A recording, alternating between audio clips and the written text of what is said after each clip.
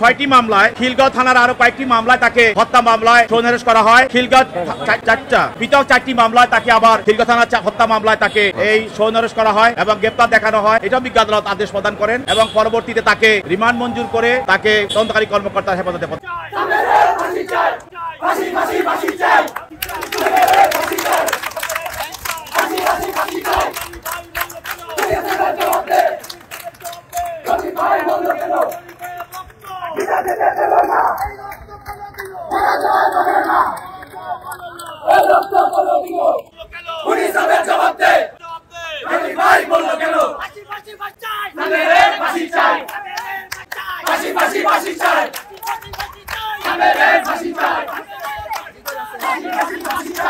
পল্টন থানার 2022 সালে ঘটনায় একটি মামলায় গ্রেপ্তার করে রিমান্ড চেয়েছে 10 দিনের। আদালত উভয় পক্ষকে শুনানি শেষে 5 দিনের রিমান্ড মঞ্জুর করে এবং আরও 5টি মামলায় তাকে গ্রেপ্তার দেখানো হয়েছে। এছাড়াও আজকে সাবেক এনবিআর চেয়ারম্যান জনাব মুজিবুর রহমান এবং সাবেক জনপ্রশাসন মন্ত্রণালয়ের সচিব আমিরুল ইসলামকে 2টি মামলায় রিমান্ড আবেদন করে আদালত দুই পক্ষকে শুনেই 3 দিন করে দুজনের রিমান্ড মঞ্জুর করে। সেক্ষেত্রে আপনাদের বক্তব্যটা কি ছিল? আমাদের বক্তব্য হচ্ছে যে মামলাটিতে সাবির হোসেন চৌধুরীকে আজকে রিমান্ড চাওয়া হয়েছে, সেই মামলাটির ঘটনাটা ঘটেছিল 2022 সালে। 2022 সালে মামলা হয়েছে 2024 সালে এবং সাবির হোসেন চৌধুরী অফিসিয়ালি এবং কোনোভাবেই এই ঘটনার সাথে এবং এই মামলার সাথে এবং নির্দেশনা এবং জড়িত থাকার কোনো সুযোগ নেই এবং তাকে এই মামলায় রাজনৈতিকভাবে হয়রানির জন্য গ্রেপ্তার করা হয়েছে এবং অপরাপর অন্যান্য মামলায় তাকে গ্রেপ্তার দেখানো হয়েছে।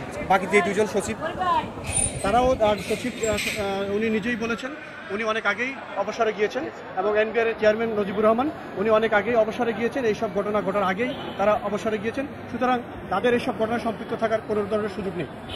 আমরা রায়ের প্রতি সংক্ষুব্ধ এবং পরবর্তীতে আমরা উচ্চ আদালতে যাব। আমরা আশা করি যে উচ্চ আদালতে আমরা ন্যায় বিচার পাবো। আমরা এই রায়ের প্রতি উচ্চ আদালতে আমরা আপিল করব। আমরা আশা করি ন্যায় বিচার পাবো।